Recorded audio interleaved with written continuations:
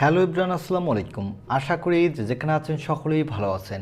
OnePlus তাদের 10 সিরিজের আরেকটি নতুন দুর্দান্ত ফোন লঞ্চ করতে যাচ্ছে। এই ফোনটি খুবই তাড়াতাড়ি বাংলাদেশ এবং ইন্ডিয়ার মার্কেটে লঞ্চ হতে যাচ্ছে। এই ফোনটি হলো ওয়ানপ্লাস 10R লাইট।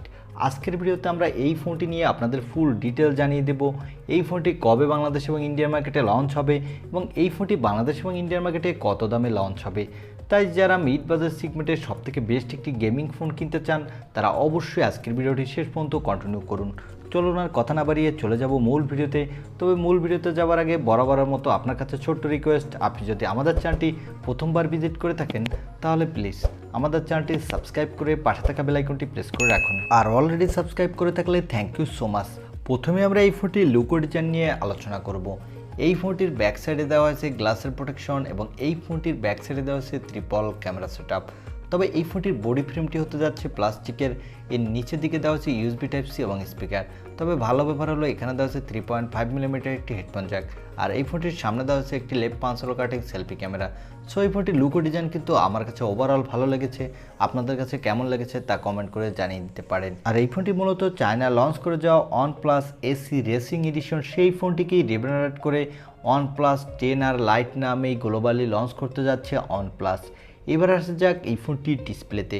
এই ফোনটিতে ডিসপ্লের জন্য দেওয়া হয়েছে 6.59 ইঞ্চি মাপের একটি full HD plus IPS LCD display with 120 হার্টজের রিফ্রেশ রেট। এই ডিসপ্লেতে দেওয়া হচ্ছে 480 নিটসের পিপিআই ডেন্সিটি, যার ফলে ডিরেক্ট সানলাইটও এই ডিসপ্লেতে আপনি কোনো ব্রাইটনেসের ঘাটতি পাবেন না আশা করছি। তবে আমার কাছে মনে হয়েছে এখানে সুপার অ্যামোলেড বা অ্যাটলিস্ট অ্যামোলেড ডিসপ্লে দেওয়া উচিত ছিল, তাহলে এই ডিসপ্লেটির ব্রাইটনেস আরও ভালো পাওয়া যেত এবং আমাদের চোখে দেখতেও আরও বেটার লাগতো। তবে আমাদের এটাও ভাবতে হবে ওয়ানপ্লাস যেহেতু এই ফোনটি কম দামে লঞ্চ করতে যাচ্ছে, তাই হয়তোবা কস্ট কাটিংয়ের জন্য এখানে আইপিএস এলসিডি ডিসপ্লে দিয়েছে। এবার আসা যাক এই ফোনটির ক্যামেরা সেটআপে। এই ফোনটির ব্যাক সাইডে দেওয়া হচ্ছে ট্রিপল ক্যামেরা সেটআপ, যার প্রাইমারি লেন্স হলো 64 মেগাপিক্সেলের। সাথে দেওয়া হচ্ছে একটি 8 মেগাপিক্সেলের আলট্রা ওয়াইড অ্যাঙ্গেল লেন্স এবং সর্বশেষ পেয়ে যাবেন 2 মেগাপিক্সেলের একটি ম্যাক্রো লেন্স। এই ফোনটির ব্যাক সাইডে ক্যামেরা দিয়ে আপনি 4K তে ভিডিও রেকর্ড করতে পারবেন, সাথে মোটামুটি ভালোই ফটোগ্রাফি করতে পারবেন। এখানে দেওয়া হচ্ছে 16 মেগাপিক্সেলের একটি সেলফি ক্যামেরা। এই ক্যামেরাটিতেও আপনি ভালো মানের সেলফি তুলতে পারবেন, সাথে ফুল এইচডি প্লাস ভিডিও রেকর্ড করতে পারবেন। তো এই ফোনটির সামনে পিছনে আমার কাছে ক্যামেরাটি অ্যাভারেজ লেগেছে।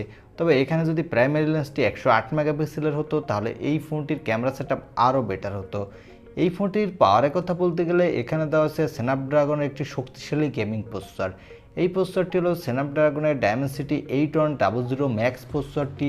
এই প্রসেসরটি একটি 5 ন্যানোমিটার আর্কিটেক্টেবল এবং এই প্রসেসরটি দিয়ে আপনি PUBG, free fire, call of duty, Asphalt 9-এর মতো গেম হাই সেটিংসে আল্ট্রা মোডে স্মুথলি প্লে করতে পারবেন কোনো প্রকার ল্যাগিং ইস্যু ছাড়া।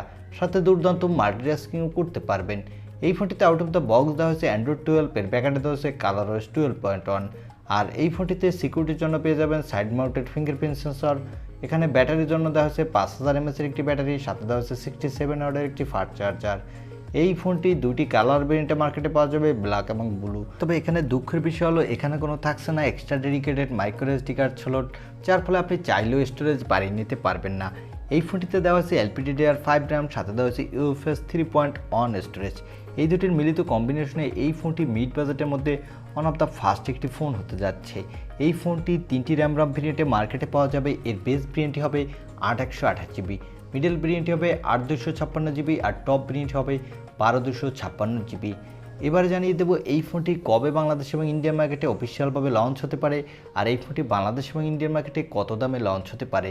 এই ফোনটি ইন্ডিয়ান মার্কেটে এই জুন মাসের শেষের দিকে অফিসিয়ালভাবে লঞ্চ হওয়ার জোর সম্ভাবনা রয়েছে।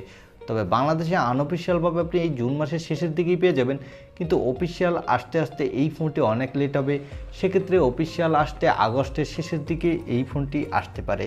আর এই ফোনটি ইন্ডিয়াতে বেস ভেরিয়েন্টটির দাম হবে 30,000 রুপির মধ্যে এবং বাংলাদেশে যখন এই ফোনটি আসবে এর বেস ভেরিয়েন্টটি অফিসিয়ালভাবে দাম হবে প্রায় 40,000 টাকার কাছাকাছি। তবে আনঅফিসিয়ালভাবে এই ফোনটি 35,000 টাকার মধ্যে এর বেস ভেরিয়েন্টটি পেয়ে যাবেন।